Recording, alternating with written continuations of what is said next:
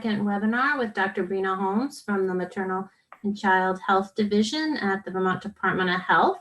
I want to run through some quick logistics. If you are willing and able to make sure that your Zoom video box has your actual name there, that also really helps with us knowing who you are and people knowing who each other are and answering questions and that kind of thing. If you don't know how to change it, if you hover your mouse over your photo box in the upper right-hand corner, there's 3 dots. And if you click on that, it'll let you rename yourself. Also, if everybody could keep your microphones on mute unless you are asking a question, that would be great to minimize noise. We are going to use the chat box to collect questions. I really encourage you to listen to Breena's presentation first. She's going to spend about 15 minutes going through the slides and providing the overview of the guidance. And then we'll move into questions. So we'll have a good chunk of time. We'll have 30 to 40 minutes for questions. So there'll be lots of time there. So if you can save your questions to then and then start entering them in the chat box, we will filter and organize those. We'll also be working from all the questions that came in ahead of time when people registered. So thank you so much for sending those. We are going to record the webinar. And if there is any weirdness of any sort that occurs that we need to shut down quickly, we will shut down and then we'll be back in touch with you via email. I also just want to take a second to introduce the Vermont Afterschool team who are all on this call in force. If everybody from Vermont Afterschool can just sort of wave. We will all, oh, Breena, you can have a wave too. I wish I was on the team. We want you on our team. And our team will also be helping to field things in chat and answer your questions and give you links and that kind of stuff. So I just want to make sure you knew who they were. A couple of comments about context setting. We talked about this last week as well on the call, that we really understand and want to acknowledge that this is a time of stress and fear and uncertainty, and that all of you are coming from this good place of wanting to serve children and youth and to build those connections and be there in your programs. And then there are a lot of questions on how to do that safely, both for children, youth, and families, and also for yourselves and for your staff. So we really understand that.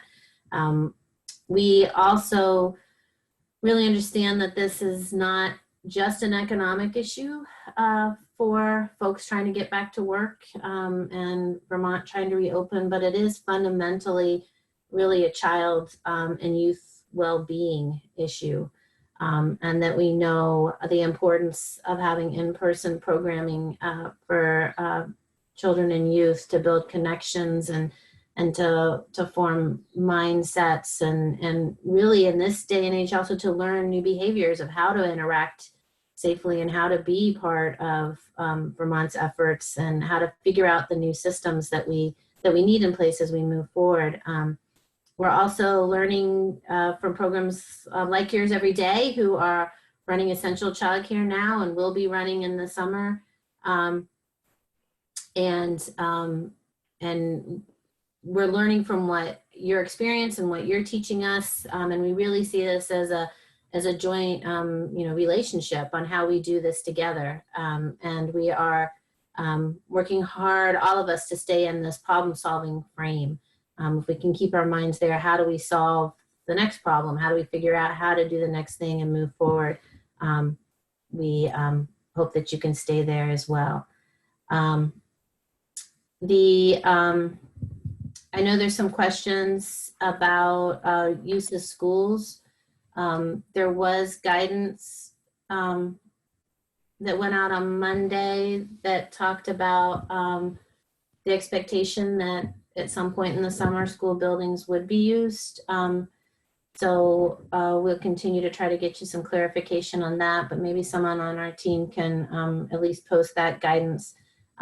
It's around end of year school celebrations and so forth, but it's the second to last bullet point there. So thanks for sending your questions in, and I'm going to turn it over to Dr. Breena Holmes to let her walk through her her presentation, and then we will open up for discussion and problem solving. Okay, thanks, Holly. So nice to see you all again.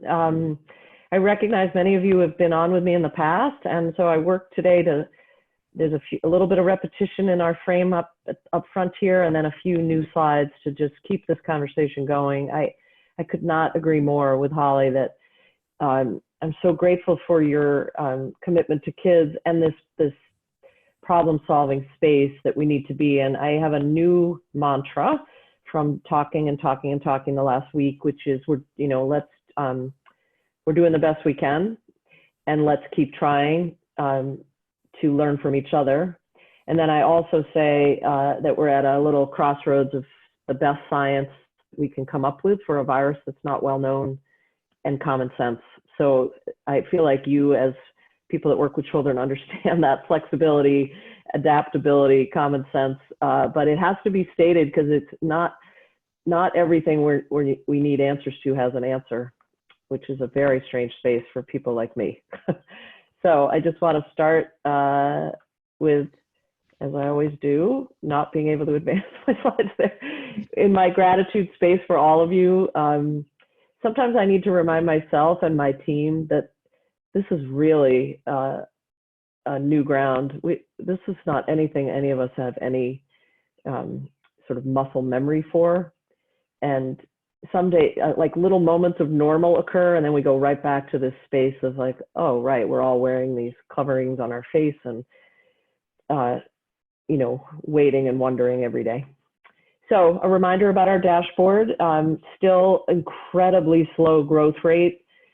We are now in the group of Hawaii and Montana for the 3 states that have had no growth in this virus for 2 months. And I say that with great hope that we can stay here for a long time, but also to acknowledge that this is a beguiling illness and virus, and it may come back. It will, but if it does, and when it does, we will be ready because we know how to do this now, and we're way better off than we were in March. You've heard me say this. I'll just restate. This is a humbling experience for people like me who like answers. I often have to come back to a group, which I can do with you easily through Holly, to say, hey, I said something on Wednesday that's now different on Thursday.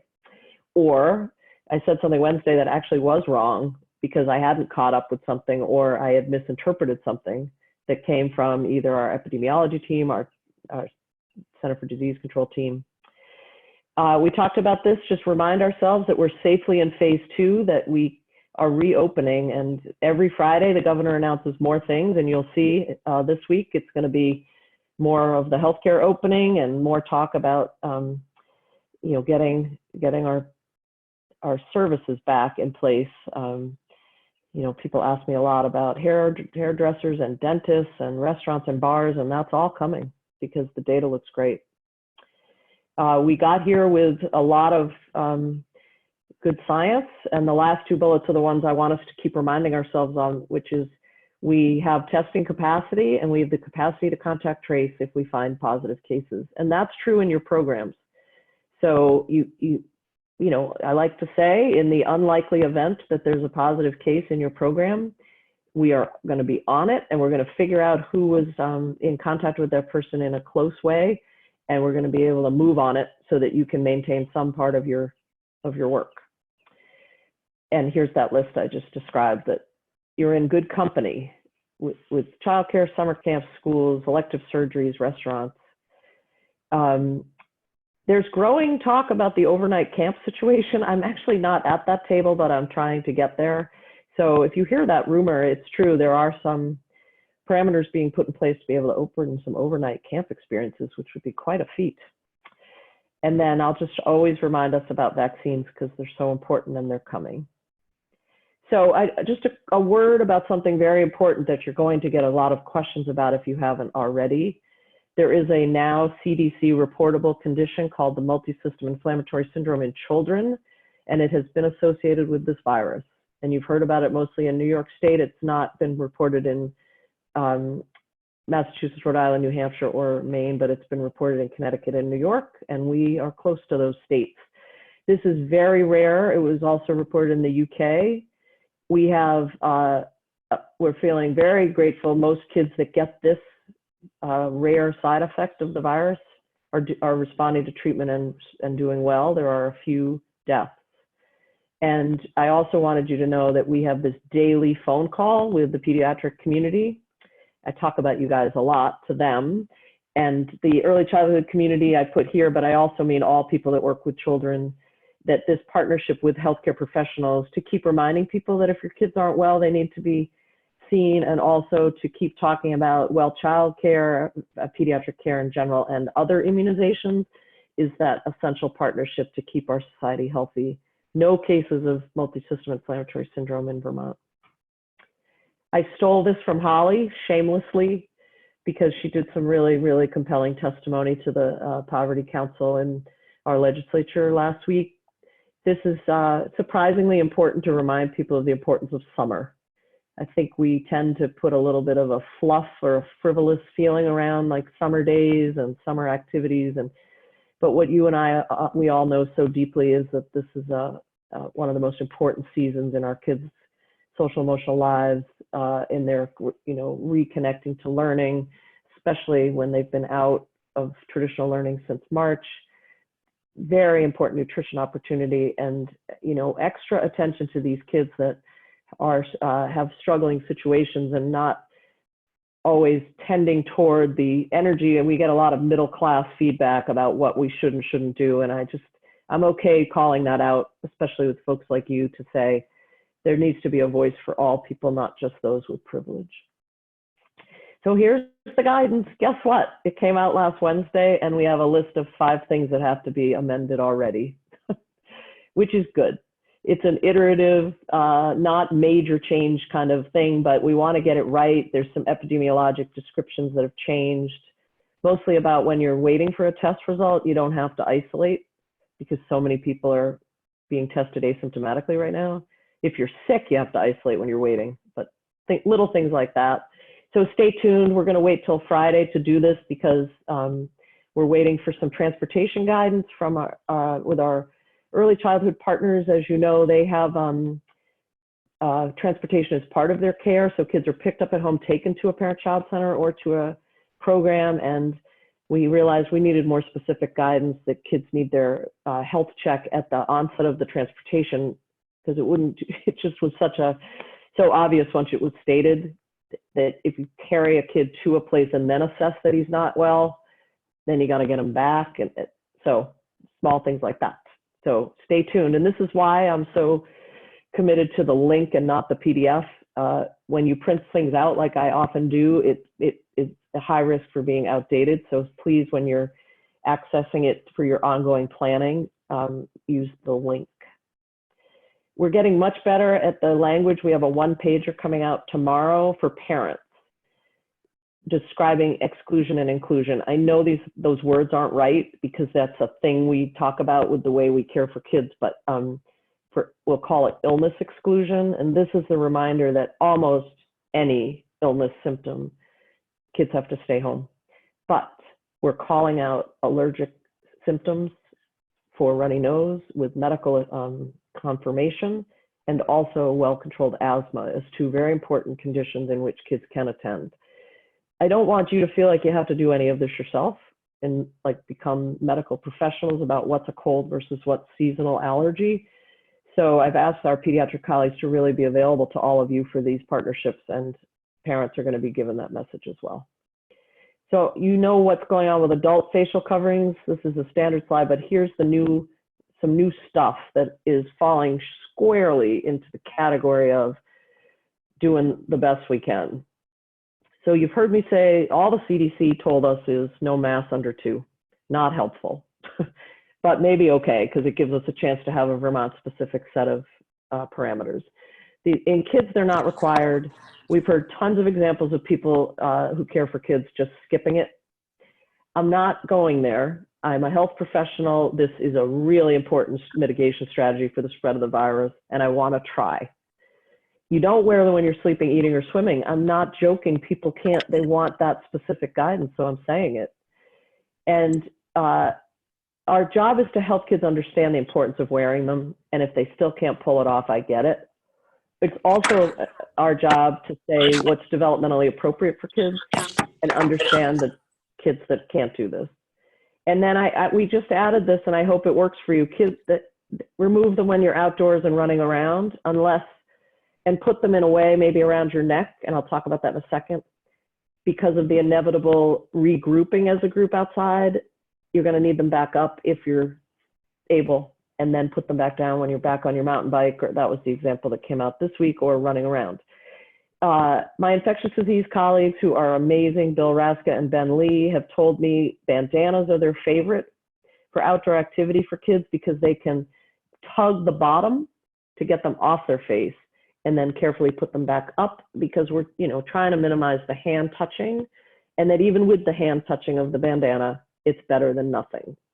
So you can see that this is evolving, and I know you have a ton of questions about this, and what I say a lot, there's a whole group of you that have been caring for kids all along, and I wonder what you have done. And it's okay to say it isn't working and not feel like you're going to be in any trouble. I just want to keep saying that. And then I think I stole this from some school nurse colleagues around the country because of this terrible term, social distancing. So here's just a cute reminder and graphic that we want people to connect, and we don't mean social, we mean physical.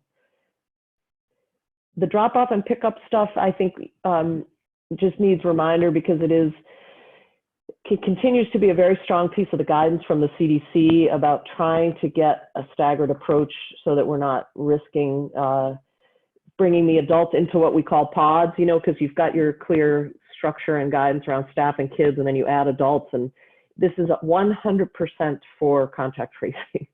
This is to set it up right, so if there is in the unlikely event of a case, you don't have this whole mishigash of, oh shoot, there were 6 parents standing next to that kid for 40 minutes while we tried to do temperature checks, and I'm speaking in hyperbole there. I hope it wouldn't be 40, but it is a lot to get everybody in and out, and I want to do our best to organize that. The team is still having a great connection with all of you, and I want you to keep calling. We're actually finding email to be quite helpful as well, and my email's at the end of this slide deck. I think email is better for all of us sometimes because we can control the volume and we can answer you when we have the time. But I also think some of your questions, you just want to pick up the phone. So it's both ways that are great for us.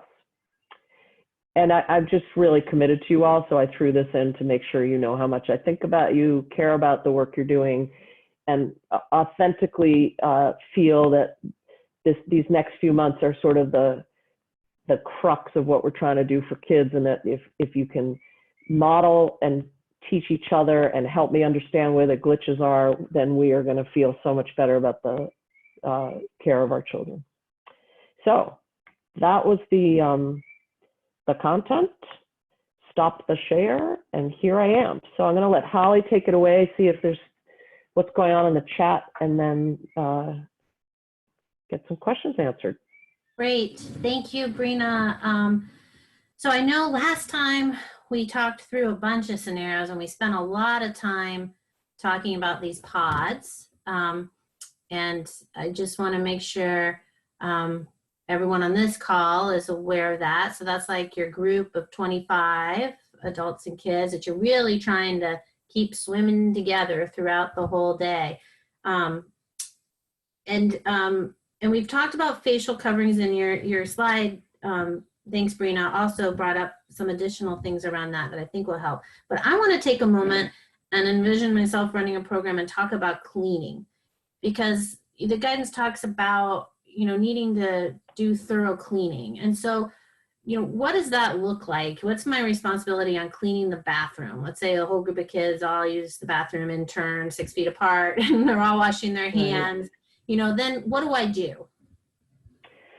Yeah, this is the art of this, not the science, right? So the art is creating some schedule for yourself about when kids are using the restroom and cleaning in between. And so you would know better what the limitations. I've seen bizarre CDC guidance about group A, group B, group C, and cleaning in between. And those groups, every kid knows and maybe this isn't bizarre, I shouldn't have said it that way, but that group A, that there are 8 kids that know that they're group A and 8 more for B and 8 more for C. I'm doing that math because that's 24. There's, more than one of you, and you just clean in between. And what I mean by cleaning is the surfaces that people touch. So it would be the toilet flusher, if you don't have automatic toilets, the sink handles, and the door handles. And, a good wipe down of the surfaces because you don't know if kids have touched there. And I'm sure that brings up supplies for you. I say this to you every week, and I'm really committed. We had 3 meetings about supplies since I've seen you last, and I just have great hope that it's become so clear that it's necessary and important that you're going to have everything you need. I'm feeling very hopeful that it's at a very high level in the agency to get you what you need. Awesome. Thank you. That's so important. I think supplies, cleaning supplies and health supplies is one of the biggest things that come out. Staying on the theme of cleaning, one of the questions that's come in is, what if we have kids in the gym? So they're playing in the gym and then we leave the gym. What are my responsibilities for cleaning the gym? Like, what am I doing there? Am I cleaning all the basketballs or whatever they use? Yeah, it's a great question. The primary question would be, is anybody coming in to use the stuff right away? Because if you're just leaving the gym for the night, then I would just leave it be, and the next day the germs will be gone. There was a lot of talk in the beginning of COVID about the virus living on surfaces for a long time. And that has not played out to be associated with disease. It still happens, it's still detectable on surfaces, but within several hours, we're now saying we can't live in that world. We're not going to be able to wipe everything down that somebody might have touched yesterday. And so that's why, like, mail and groceries, and there's a group of people have you seen the surveys? There's sort of a bell curve of human behavior, and there are a group of people that are washing, never go out, only one person at the grocery store, wearing the cloth facial coverings, and they're able to show that those folks and the people that are more like 85% of those strategies are being infected at the same rate. So it's that extreme cleaning behavior is not needed. It's just good common sense about what you would wipe down if you wanted to prevent the spread of, like, a GI bug, a stomach bug, or influenza. Yeah. So if my camp has a wood shop, let me just sort of walk through the scenario with you, Breena. So I've got a wood shop. I have kids within the smaller than 25. Maybe I have them, they're 6 feet apart, and maybe they each can have their own hammer or something, but there might be something common that they're touching. So do I do like stations and clean it in between, or if they use a common tool, they clean it before they put it back? Or is that the kind of common sense thing that you're talking about with it? Yeah, it's a great question. I mean, if you start with the premise that everybody enters the woodshed and they want with clean hands, then you should be able to share tools. And then at the end, everybody washes their hands and heads back to the next activity. But the problem with that general frame is the touching of the face. So if you have a group of young people that have washed their hands and they're sharing and they're not touching their face, there's no viral spread. But if you have a group of young people that are going like this a lot and then touching a shared tool, you should wipe down the tool. So it's about knowing your group and understanding the behaviors, because we touch our face a lot. And part of the reason cloth facial coverings do have a lot, besides the fact they prevent the spread of the viral particles out of your own mouth, they actually remind you as you go to touch your face, it's like, oh shit, there's that cloth facial covering. So I think the best way to handle shared tools would be have some wipes right next to it, and each kid, give it a swipe with a Clorox wipe, hand it to the next kid. He's going to use it, swipe. But you really could get away without it if everyone had washed their hands. Okay, great. On the facial coverings, is it okay to use those plastic masks, the clear shields? So those are great. Here's the problem. We didn't want to recommend them because it's a supply chain again. And we didn't want to create yet another supply that you all felt you had to go get. So we went with the basic $5 thing, or handmade, even better, or bandana, so that you could focus on getting soap, hand sanitizer, gloves, and the things you need for the health check. But we're getting a lot of feedback from early childhood folks that they want their mouth available to kids for facial expression, and they really want these shields. So they're figuring out their own supply chain.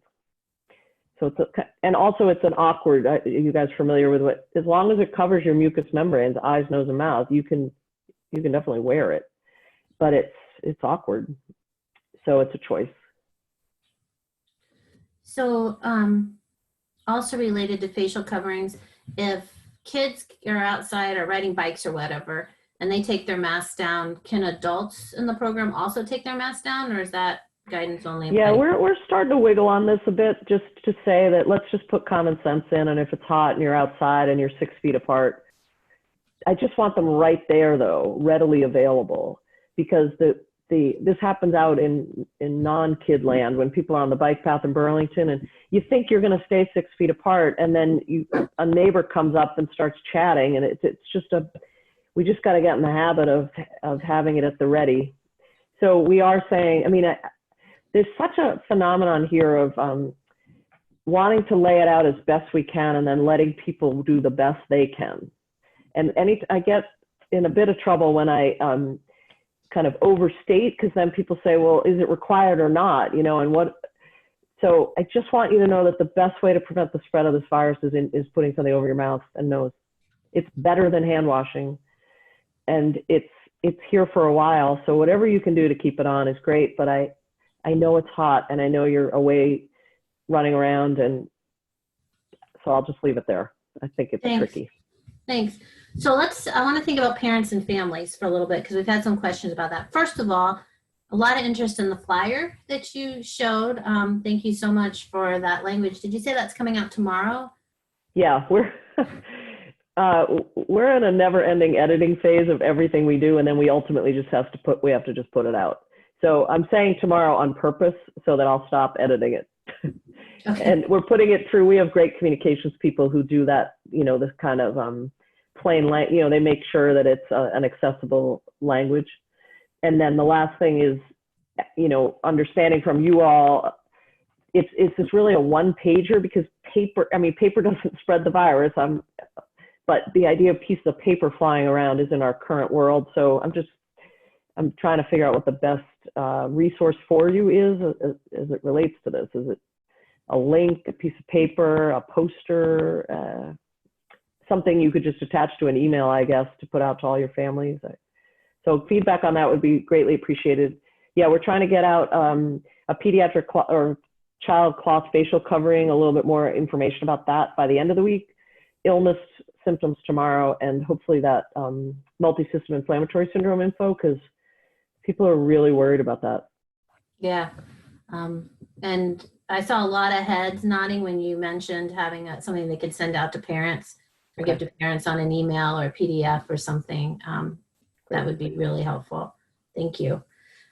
Staying with the parent theme, I'm assuming, tell me if I'm wrong, Breena, older kids who aren't usually dropped off by parents, is that okay? Or do their parents need to be there now?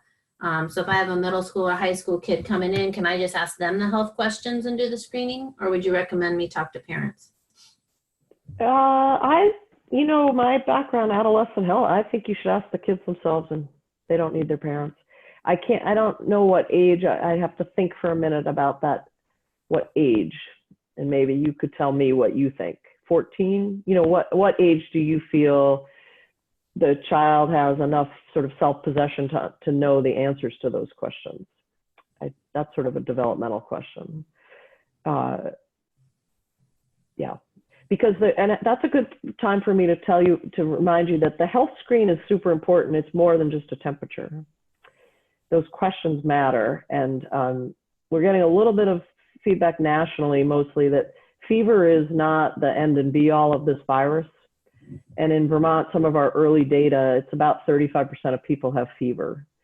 So I don't want you to think that a kid without a fever is like this perfect, fully 100% viral free. So those questions matter. So I can go back and forth on that. I think kids, why don't we try? Like, you guys should try seeing if 14-year-olds can answer those questions.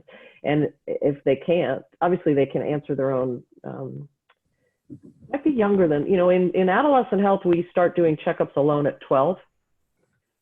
So there's a cutoff. No, that's a good, it doesn't work. I mean, you guys know as well as I do, it doesn't work for all 12-year-olds. So we used to have this funny rule. You go out to get the young person to come in for the checkup, and if the young woman was holding a American Girl doll, she might not be ready to have a checkup alone with Breena, So that's why I love 11 to 13, because it's a wide range of, ability to answer those health questions. I don't know. Good questions. What about different households? So households where the kids are with one parent 1 week and another parent the other week. Do you have thoughts on that? I wonder if that question is about sort of infection control or just about sort of general principles. So in that drop-off pickup guidance where we're so clear, like, please just have one person. One of the real exceptions to that is obviously two-parent household. Children with two households. And I've made the point to others in the past that slide bugs me because it's implying some sort of privilege that you could always have the same person drop off, like you don't have a complicated life. And most of us have very complicated lives. So it's just straight out of the CDC, a group of people just making these high standards, but people that would do shifts and have different houses or need neighbors to drop kids because they're already at work and stuff, that all has to be allowed. Great, thank you. Moving in the public areas, public parks, public pools, if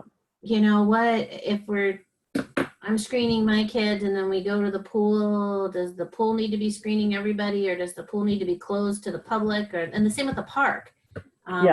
We just asked for some guidance about pools this morning. And interestingly, the first driver of the pool guidance is the lodging. Because as you've been hearing in press conferences, we're starting to open up some lodging, and here comes beautiful Memorial Day weekend, and people are going to be at motels that have pools. So there'll be by the time we're rolling with kids in a few weeks, we'll know what to do about a pool. The pool, I know what it's going to say though. You can go in a pool to cool off, but you can't play in the pool because there's no way to physically distance in a pool for kids. So they're going to start noodling and too risky. So I think pools are going to be open in a very limited capacity for size. And I'm not sure what you would do with a group of 25, but if you had a group of 6 kids and they wanted to each have a little zone and they get cool and they come out and they have their own towel, all good. I think the park piece, you ask a great question. If you bring your group to a park and then there's all these other kids, it's a do the best you can thing. You're not going to be screaming out like, don't touch that kid. Everybody's going to just create a zone like you probably do for safety anyway. The kids stay within those pine trees are off limits, and then you do your activity. And if you look over and there's some interlopers, like, who are those kids? That's what happens. I do think if you have groups together, like there's a group of your 25 and another 25, or we're asking again for the contact tracing, that you figure out a way not to mix those two groups, right? You're clear on that. It's pod.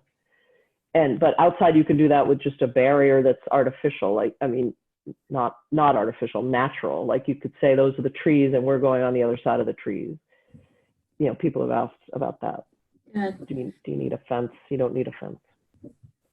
Breena and I are going to talk through some things about staff who cross groups, but while we do that, I'd also like to invite some of you that have plans already in place or have been running essential care and are looking to scale up, if you'd be willing to share some of your scenarios or your plans so that you could get some personal advice from Breena and we can sort of problem solve together and think about things. If you are willing to share, if you could just put your name in the chat box and we can pick some folks to do that. So while people are thinking about that, so we're really looking for specific scenarios or plans that you have in place for your summer program that you both think others might want to hear about, and then also that you might want to just problem solve a little bit and be like, is this the right scenario for how I'm going to divide kids or space we're going to use or so forth. So while people are thinking about that, Breena, there've been some questions that have come up about staff who go across the groups. So not the staff that are staying with the kids, but like the person doing the health screening, do they count in the 25 pod? Or directors who oversee multiple sites, being able to go between site?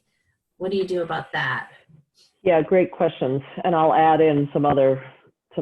So the health screener, we can't do anything about that. They just have to screen everyone. And again, it's for contact tracing primarily, a little bit about viral spread, but a lot about if we find ourselves with a positive case, just not having chaos, the person exposed 60 people, right?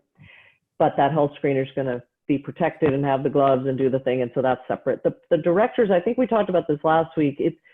I can imagine directors moving about pods in a very superficial way, but not on a hands-on way because of that exposure. But I've had people push back on that and say, we're going to kind of do it a little differently. And I think, again, this is that, just hear the advice. I know this is recorded, and then do the best you can.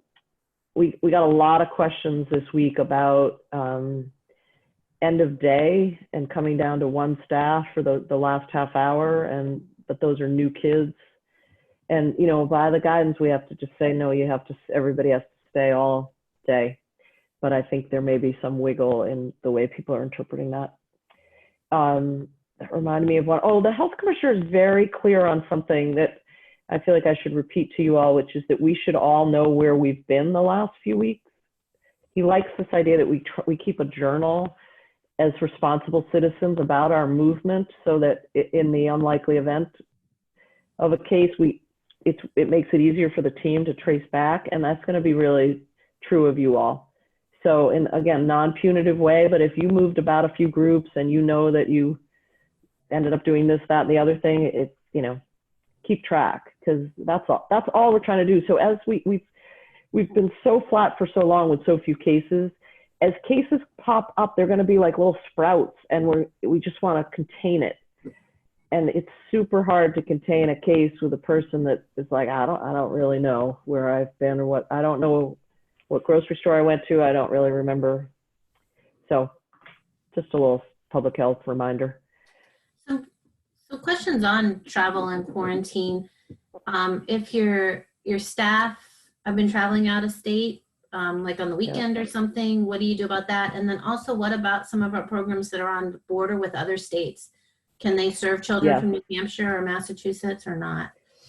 So 2 pathways here. We're actually putting out another, what's called a health alert, hopefully later today, maybe in the morning, about quarantine, because it's getting really confusing. People that leave our state, when they come back, they have to quarantine for 14 days or quarantine for 7 and then get a test. Asymptomatic, just get a test. So that's super tricky for your staff. I've been talking to a lot of folks in the southern part of the state whose staff, is planning vacations as they should. And when people leave the state and come back, they can't work because there's so much virus in other states. I mean, and it's not to point fingers or to vilify other states' experience. They're just having a different experience than we are. And it would be a ripple effect if we relaxed that rule. So that's the quarantine for your staff. The back and forth in the border towns and the way that serving kids from other states is harder than the answer I was hoping you were seeking, which is staff that live in other states that come over every day. We've cleared an exemption for them as long as they self-monitor and they're well known to us and you as the staff, as the leaders, and say, this person is minimizing exposure, keeping track of health symptoms, doing the health check. And we have tons of that, which I didn't know. In Bennington area, Manchester area, we have tons of people that live in Massachusetts that come up and work in Bennington. Maybe some of you are from that region. So the kid answer is harder because we don't have the same sort of authority, because we're not employing them to say you really need to minimize your exposure. So I don't know what to do about the kid piece. I think we might have to take those case by case. That would be a good use of our hotline and my email. So if there's a program that serves you, they should call, email. Yeah, because Okay. I have to know more about it. I have to New Hampshire coming over every day, and then they go back to New Hampshire. I think our epidemiology team would want to weigh in on that. Okay. Because I don't know if you can feel this when the governor speaks, but it's the number one concern right now. Okay. Is the out-of-state travel, because and that's true for your personal lives too. Like I feel really it's very easy for me to say that it's okay for us to go sit at a fire pit with our friends and start to get back to some of our normalcy if those people haven't left the state. It's interesting that we're being that. And this is going to be a weird weekend, right? Because here comes the movement. This is one of the biggest travel weekends of the year. Right. And I some of the questions around if they're leaving the state for like grocery shopping, if they live in those border towns and then they're coming right back.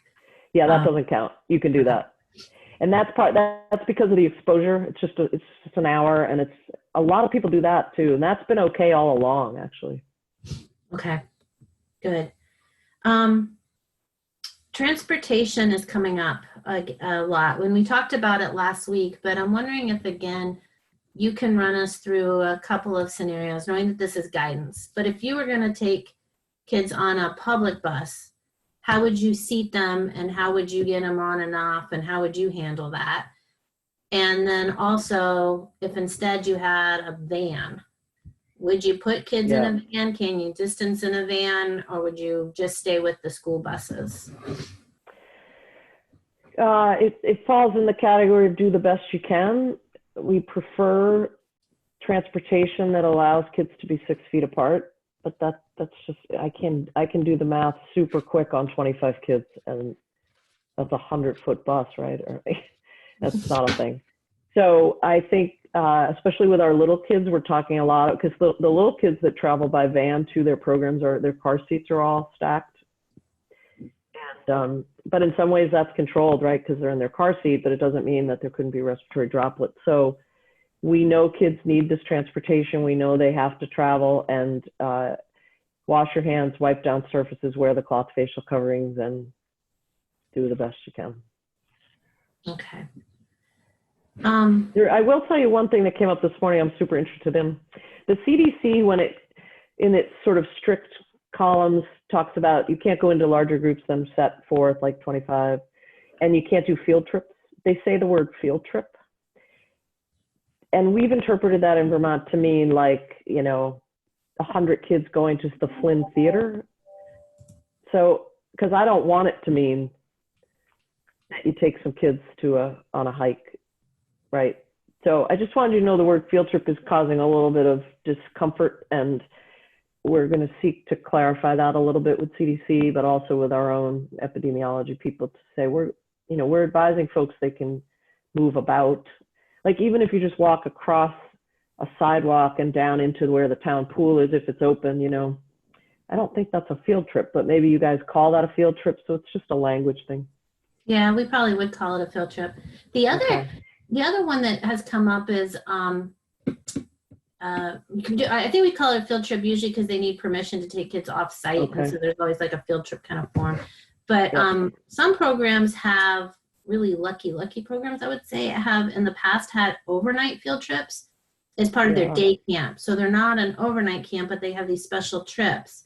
Right. What do you think about that this year?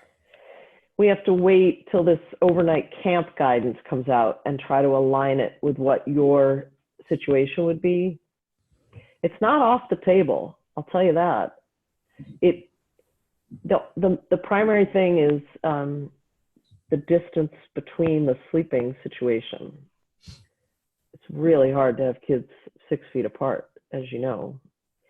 And also, I would need to know more about how that would work from a hygiene perspective. If you're like in tents and there's no running water and you could use a ton of hand sanitizer, that's going to be an individual. That's another one I think we want to talk through with you. This overnight camp guidance should be coming out this week, end of the week. Yeah. Okay, great. So supplies again. And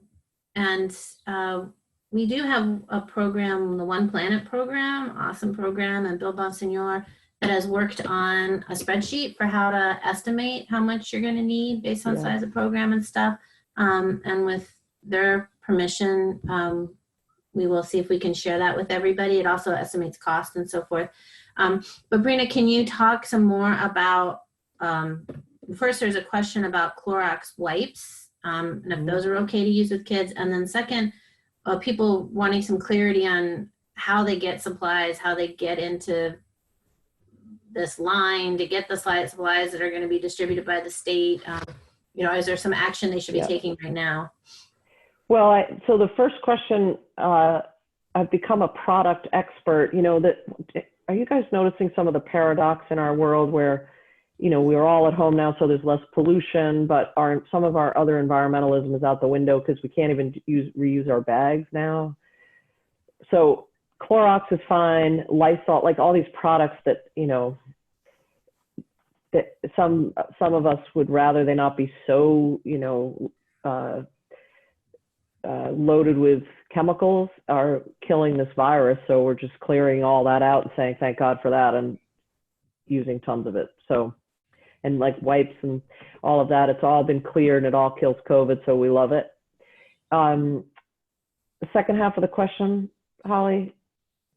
Oh, the supply chain. Okay. So I think you guys we got to get like Child Development Division, Melissa Regal Garrett and others in on this, because you guys have to tell me if this process isn't accurate. So my understanding is that if you're going to stand up summer program, you get to go in onto the Child Development Division website and click a link to say that you want one of the grants. Is this accurate? Okay. And then I thought that the grant was actually connected to this supply need, and that's when you would say how many kids you're going to serve and how often, and that's going to help our Agency of Human Service leadership understand the volume of supplies they need. I think yes and no. So, but I'm glad you brought that up, Breena, because there is $6 million that has been set aside by the state to help programs that are reopening. And I know someone on my team, I hope will post that link there. The deadline is Friday. It's a very simple application. You have to commit to opening by a certain date, and you do report in there how many kids if you're licensed, it will go by your number of licensed kids. If you're not, if you're a summer camp or non-regulated program, you put in the number of kids you're going to serve. And they're going to use those numbers to divide the 6 million across everybody in childcare and summer programs that are looking to reopen. So Nicole just posted that. So if you haven't done that, really do that. And even if you're not 100% sure that you're going to open, I would recommend you do it and then put a note if you're not sure, if there's something like if you're waiting to hear from the school or something like that. But I did check with the Child Development yesterday about their conversations on supplies, and the answer I got was that it looks like the avenues they're pushing forward really are for regulated programs, and they weren't quite sure about summer camps and others that weren't regulated. So I think, Breena, we still have some work to do on, and also on those restart funds. If you are a school run program right now, you're not eligible to apply for those. And I believe the thinking there was that there is some CARES education funding that are coming down through the schools. And with 21st Century, there was some thinking, I believe, I don't actually know what went into that whole decision, but there was thinking that there would be other avenues for funding for those. But I have encouraged people, and I know some of you already have, to reach out and ask a lot of questions about that, and see if there's a way to work that out. So Breena, I am still concerned that the supply chain and the efforts of the state are going to be all summer programs and not just regulated summer programs. And I know that you're talking with the Agency of Commerce and Community Development as well, but it would be nice for all the agencies, Agency of Ed, Agency of Commerce, Agency of Health and Human Services, to kind of have all the programs in mind. So I do think that's something we still need to work on. Cassie and our team has put together, and we can circulate that as well, a list as of last week of where suppliers that we knew people were having good luck with and getting things from. So we will circulate that. Breena, I don't know if you know of other ways that people should reach out around. No, but I really want to keep hearing about it, because it's like, it's one of the most essential parts of this whole experience, and I think it's 8 times 8 ways, so I want to just keep figuring out all the pathways. Okay. And it looks like, Vanessa, did you get an answer from Judy Rex that as long as your summer program doesn't have school money for summer, you could apply? So I was just looking to try and find the email. I'm not sure who it was from, but it was from somebody from the CD, from the Child Development Division, because I said, if my fiscal agent is a school, and I happen to run sometimes in a school, but I don't actually have any local money from a school, can I still apply? Because the language says operated and funded by, and they got back to me and said that, yes, you're completely eligible to apply, because you don't have both. So if you, just because you're in a school or just because the school is your fiscal agent, I think as long as in your budget you can show that you're not receiving local funds for it, then you're good. Okay, great. Thanks, Vanessa. So yeah, so keep reaching out and asking a lot of questions. And I know I keep reiterating, but problem solving and communication. And just like Breena just said, like her slides from last week were already updated and changed, you know, and the guidance is going to stay online as a live document. So it's just a time with a lot of change. And the more that we hear from you all and the more you ask questions, the faster we can get to some answers. I would Hey, think. Holly. Yes. I just joined because I had a late staff meeting, but where do we find the grant application? So Nicole just posted the link in the chat, and she'll post I'll it again. repost. So if you look at the chat, can you see the chat, Julie? Yeah. Yeah, if you click on the chat icon, it should show up. And then also, we'll send an email at the end with any resources. Nicole, are you still planning on doing that? And we can make sure you have it there. Just pay attention to that deadline, because it is Friday, so the time is short. But it's not an onerous application by any means.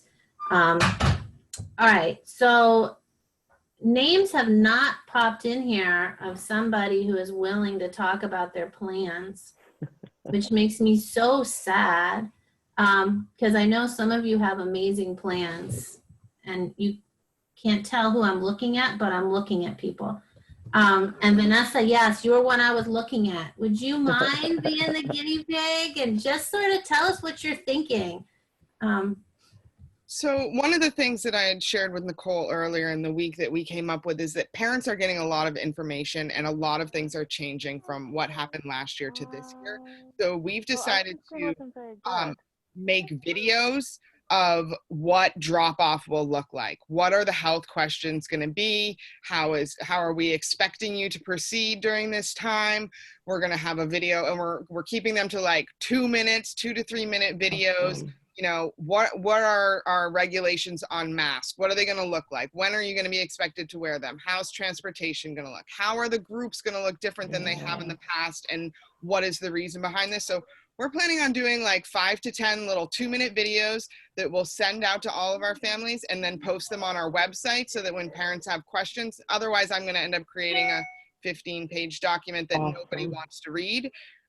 So this way I can do it once, and it feels personal. And I've got a lot of really great feedback from parents saying like, thank you for not making us read.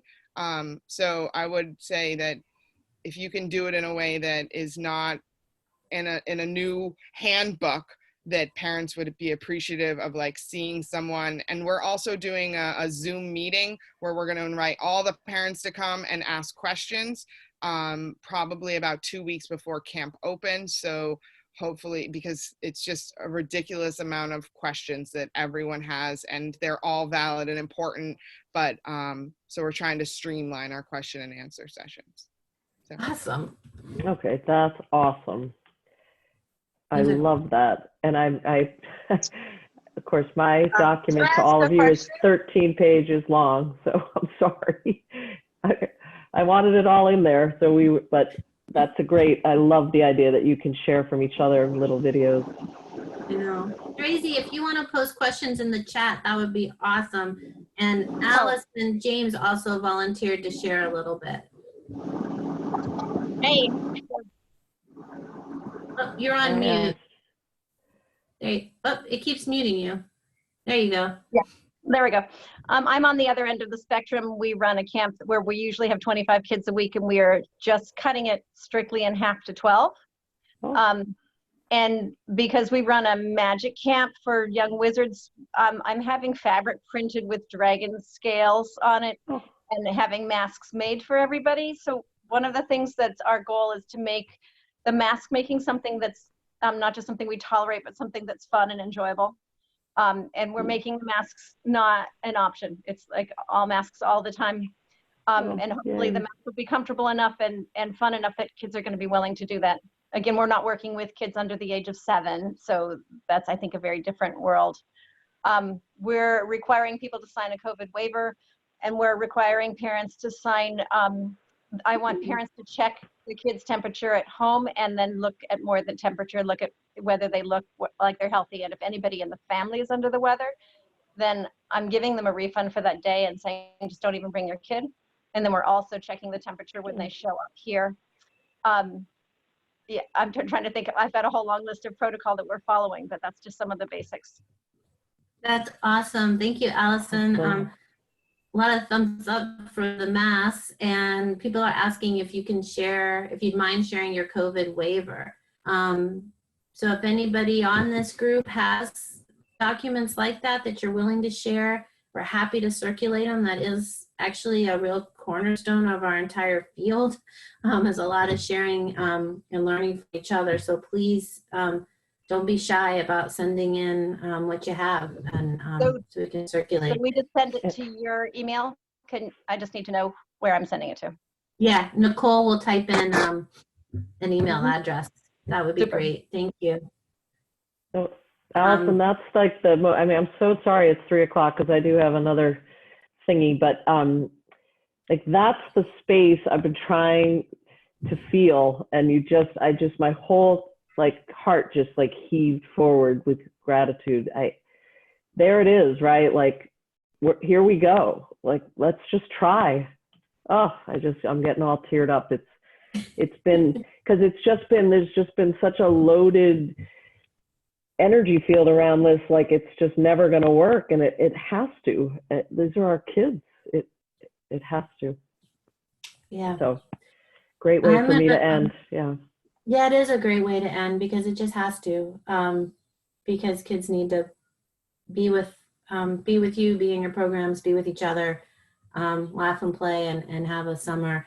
A lot of thanks coming in to you, Breena. I hope you're feeling the love and the appreciation. I know you are going nonstop to talk to all these groups, and we really appreciate you taking the time. So please watch those chats coming in and just soak that up before you have to run off. Thank you. Meeting. And please, the more we hear from you, the better we feel, because it helps us understand what's not clear, and it also helps us understand how we're going to get this done. So more questions, the more the better. Awesome. Thanks everyone. Bye. Bye. Everybody else will follow up with an email. Make sure that you do have Breena's email. It's in her slide presentation. So we'll make sure that you have that, and the phone number you can call anytime they have those nurses on call, and they're all great. And Nicole just actually posted, so it's just breena.holmes@vermont.gov. So before we close out, we'll leave a minute for people to be able to jot that down. Thank you again. Please let us know if you want to have another one of these, right, with Breena. We only scheduled the 2, but there's been such high interest. If you want us to try to schedule another one in a week or 2 out, as you're a little bit further along in planning, please email us and let us know. And we will work with Breena to set that up. And we really appreciate everything that you guys are doing. So thank you so much. Enjoy your afternoon, and please be in touch.